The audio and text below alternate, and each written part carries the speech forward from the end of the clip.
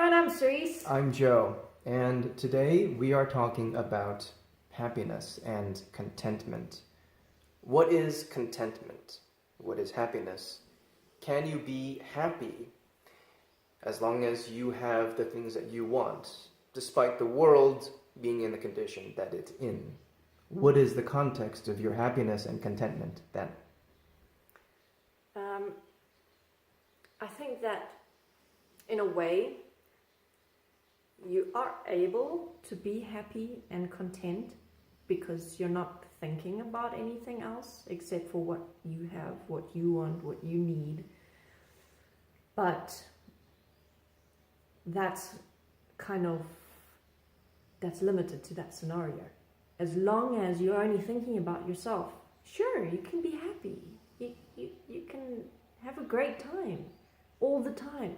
You can have a fantastic life.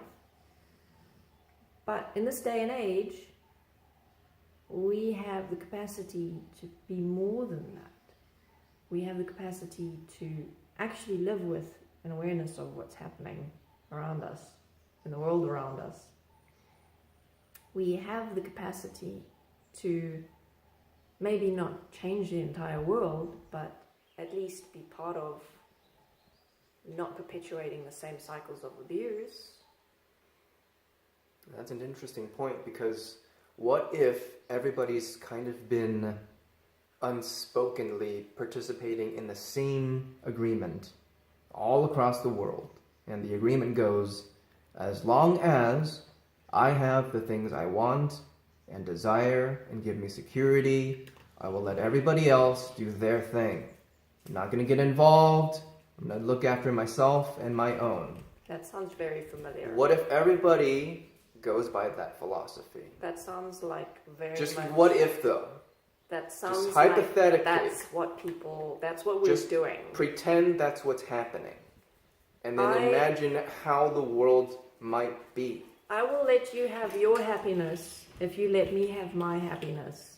As long as I have a relationship that I like and works, and I have money and security, and I'm not in any danger, and my life is okay and comfortable, everything is fine.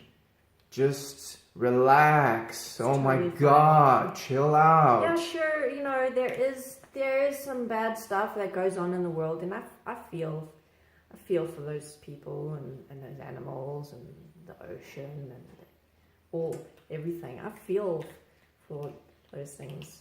I don't want to actually, do anything though. I'm pretty happy. I have what I need. I'm content. And that's okay. I'm content. I recycle. Okay. I'm content. That makes me a good person. So, right? I wanted to bring this up because something I've noticed, and something that has been in myself as well, has been this tendency of, as soon as I get to a certain level of comfort, where the burdens of the world become manageable or even okay to me, because I have either a relationship, or I have money, or I have a good living situation where I can be comfortable and not have to worry, suddenly my consideration for the well-being of everyone else starts to do an interesting thing. It does one of these declines, because as long as I am okay, I stop caring, and that is not okay with me. I am not all right with that. I'm not okay with that. That is not cool. That's a douchebag move that I have been participating in, which is what I'm getting real with. The fact that as long as I get my slice of comfort, I stop looking at things like, how did I get this comfort? At what cost? Why does no one else, why are there so many who don't have this opportunity? And it's not only people. We like to put the focus on just one group of disempowered, but it's not just people, it's not just animals, it's not just one of these things, it's everything. There's such an imbalance, there's such a disproportionate experience of abject misery in this world.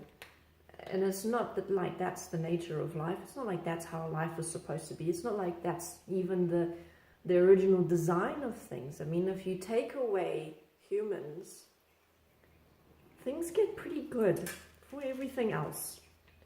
Everything else. Well, if humans never existed, that would be pretty good. If you take away humans now, then it would be just disaster. It would be awful. We've kind of like been grandfathered in at this point. We can't even leave if we wanted to, because it would be disastrous for us to just go. The planet.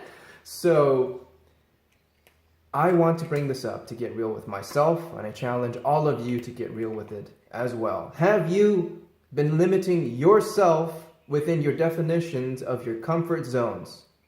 Have you been limiting yourself with what you are content with? I'm not okay with that. I hope you're not okay with that. If you are okay with that, I've just now in this video made it my mission to make you not okay with that. I'm not okay with it. Not okay with it. I'm not okay with a world that says, as long as I get mine, it's fine if the planet dies. I'm not okay with that. I'm not okay with a world that says, as long as I have a relationship and I have my life together and I have money, who cares where it all comes from? I'm not okay with that, because I mean, we care, but not enough to change our behavior. Well, we care as long as I keep getting mine. We feel this feeling that we call care, and it's like, yeah, I care about you, but it doesn't mean that I'm going to change how I live, and it doesn't mean that I'm going to think about anything differently. So, how do we get real with this? Obviously, I'm not saying to not create a good life for yourself, to not have a partner, to not have money. Please don't go into that polarity. Please don't take my words out of context because you're a douchebag. Listen to what I'm saying. We have an obligation because we're here on this world. We are all here sharing the resources of this planet, of this reality. We need to live here together. And the lives that are on this planet are interdependent, meaning the decisions that we choose affect the lives of everyone else. So as long as we are not cognizant of that, as long as we fail in our duty to take that into our awareness in how we live, in the words we speak, in the things that we put out there into the world, we are perpetuating a world that is not to our benefit and not to anyone else's either. So, what does this practically mean? This practically means, yes, go for stability in your life. Make sure that you are in a position where you can be a positive influence. Make sure that you are having the things that you need so that you can focus on doing more, taking more responsibility, being more visible, doing more, so that you can be part of creating the world that is best for everyone. And not just yourself, your own little bubble. Have discussions with people. Start being brave enough to talk about the things that matter. What are you not okay with? Start treating people the way that you would like them to treat you. Don't be a douchebag. Start creating a space and creating yourself in a way that reflects the ideal world. Yes, within the context of what is here now. So, if you're someone that has got it all together, your life is going good, you've got everything you need, you've got a lot to do. You're probably not watching this video. You need to watch these videos. Stop being comfortable. Stop it. It's a douche move to be comfortable in a world that is suffering. I'm just getting real. I'm just being real here. Just getting real. You need to stop calling people names though. You're probably going to stop watching the video after like the third douchebag. If you don't want to be a douchebag, do what I say. Just do what I tell you.